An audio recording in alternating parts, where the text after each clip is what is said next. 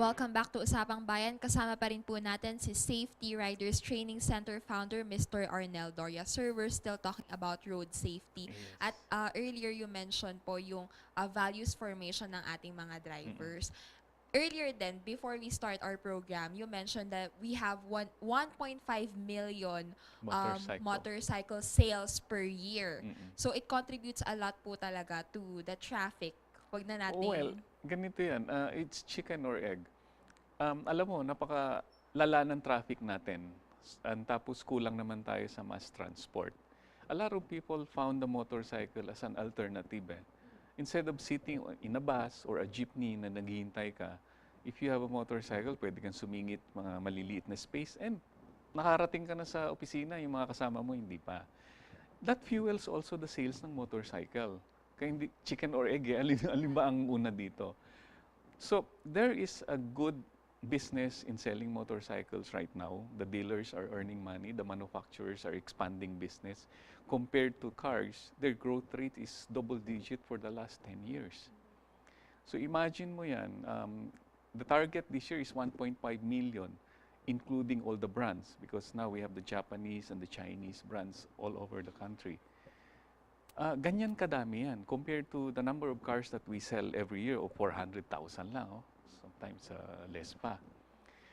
That is now the number of motorcycle users in the Philippines. And now, unfortunately, yung mga road safety natin, based sa mga analysis, about 70% is due to driver error.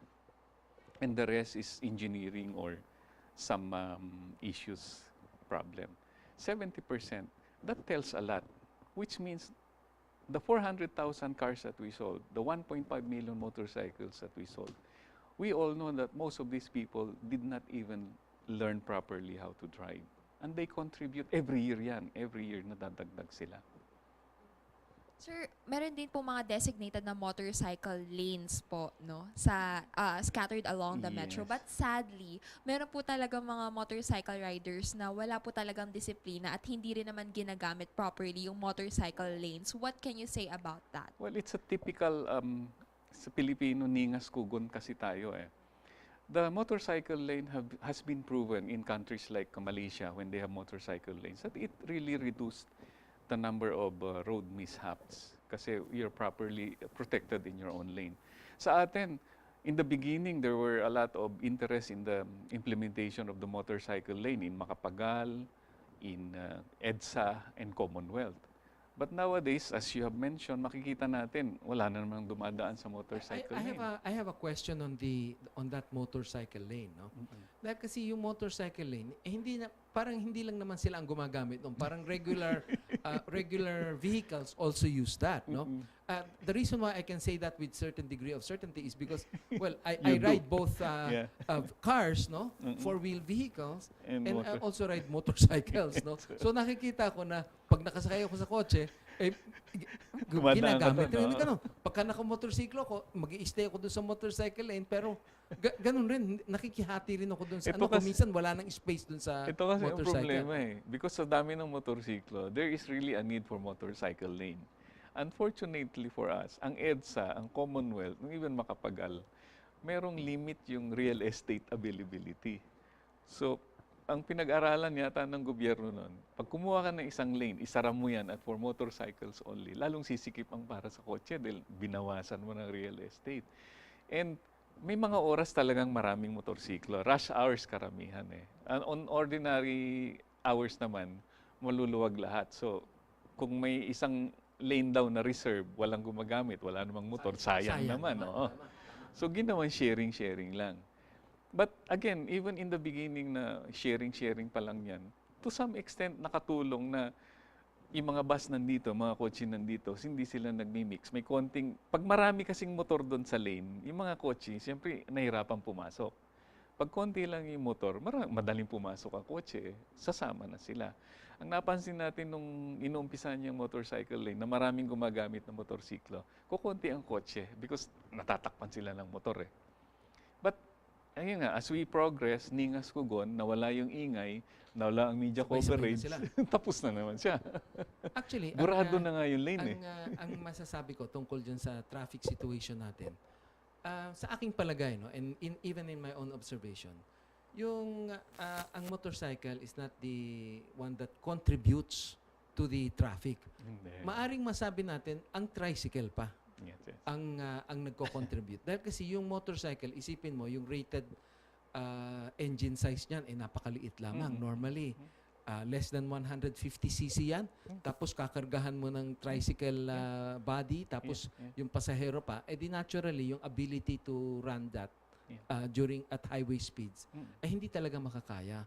So yun ang palagay kong nagko-cause ng traffic. So kung sakali, hindi naman dapat natin sisihin ang motorcycle riders kung hindi yung mga tricycle and other let's say bicycles that kasi may limited speed As I lang have sila. mentioned nga kanina, in fact, most people see the motorcycle as a solution to the traffic nga instead of part of the traffic.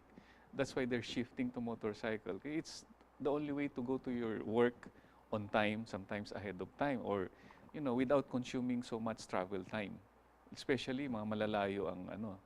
So my observation is that in the areas where there is a lack of mass transportation, you see a lot of motorcycles. In areas where there is a mass transport system, konti lang nagmumotor. In the south where you have expressway, there are trains and there are jeepneys. Hindi masyado dyan sa southern part. But in the eastern part, like Cainta area or Antipolo area, where the jeepneys and the buses, walang tren dyan, walang MRTs, you will see a lot of motorcycles there. In the areas of Caloocan, in the Bulacan side, coming to Manila, maraming gumagamit ng motorsiklo kasi nga hindi masyado silang nakikinabang sa mass transport. So it's more of nakita ng tao yun as a solution rather than a contributory problem. The only thing that we need to know is put order into it. In fact, it's not order actually. We teach everyone the proper way of using the motorcycle, the safe way of using the motorcycle. As I said in the beginning, if we can teach yung mga bumibili ng Xerox machine, why don't we teach our buyer of motorcycle? O bago mo kunin ng susi, ito ang safe way of using your motorcycle.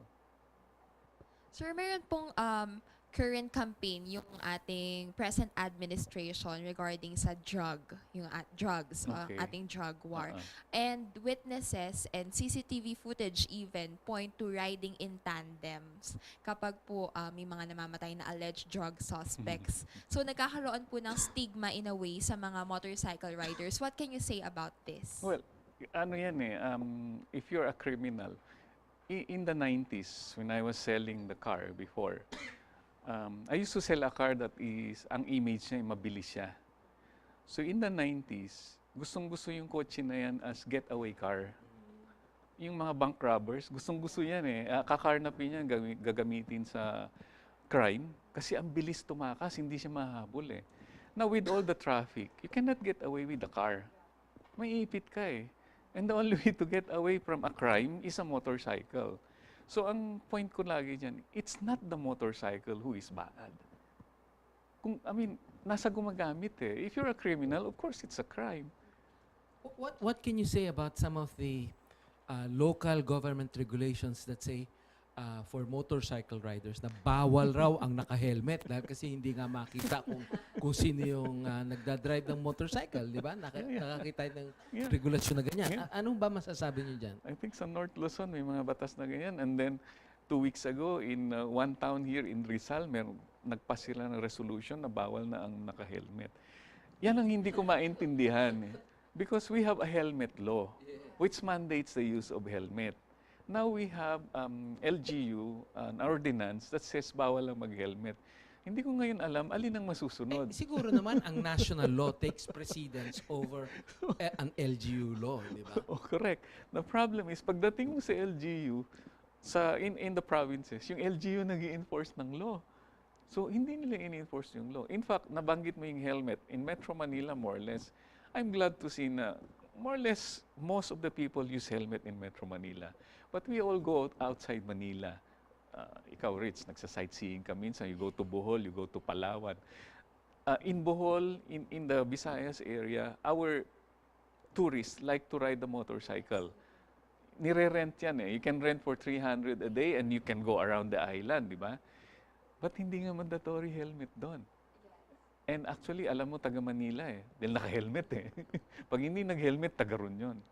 So, nationwide, even the helmet law alone is not properly enforced. We have enforcers in Manila who don't wear helmets. We have policemen who don't wear helmets. Actually, talking about the use of motorcycles in tourism areas, no? Yes.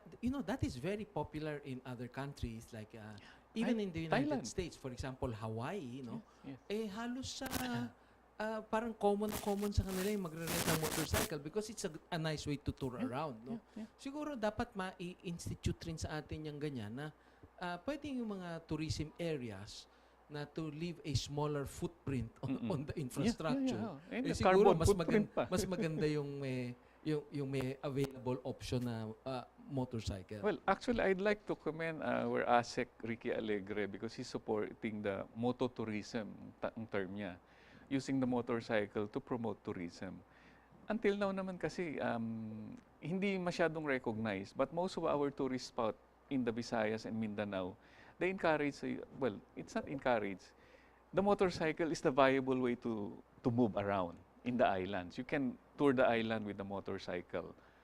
Batanes, Siargao, Bohol, Leyte, Palawan, motorcycle pa rin ang pinaka-practical na ano dyan. You mentioned ASEC, Ricky, no? Yes. And I'd like to add my plug to that. No?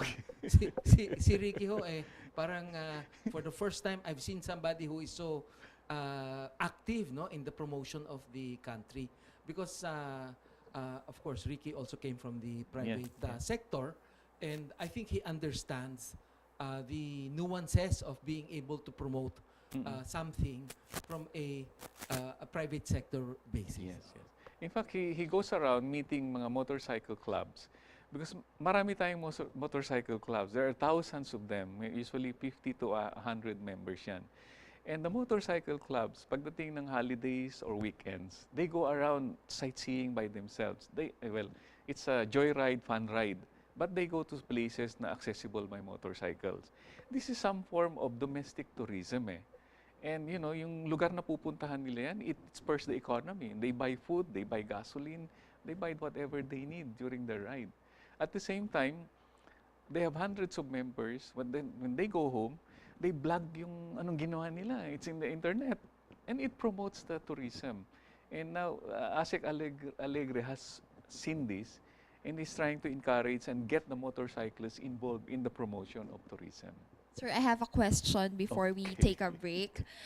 You mentioned law earlier po. Do you think we need a law or a certain policy pagdating po sa pagkuha ng licenses? Kasi napakarami na po talagang riders sa roads natin ngayon. And syempre, it contributes to traffic. And do you think na kailangan i-require muna ng government ang training before they issue licenses? Ganito. Our current law already mandate that before you get a license, there are several things that you have to do. You have to pass a written exam. You have to pass a practical exam.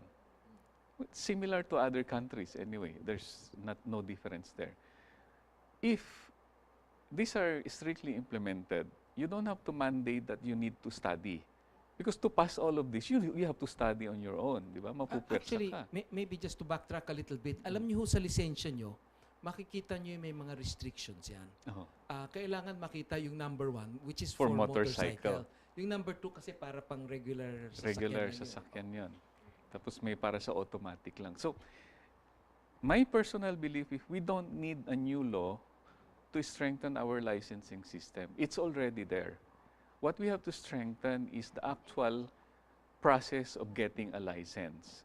We all know naman, if you have enough money, you get your license without doing this. May physical exam and medical exam pang ang required dyan eh. In the past, may drug test pa siya. Inalis na yung drug test. But this alone not enough. But we had just to implement it. Na make sure anyone who gets into LTO and who would like to get a license will do all of this. Well, itutuloy pa po natin ang ating pag-uusap, sir. Mamaya, please stay tuned. Magbabalik pa rin po ang Usapang Bayan. Kasama pa rin po si Safety Riders Training Center founder, Mr. Arnel Doria.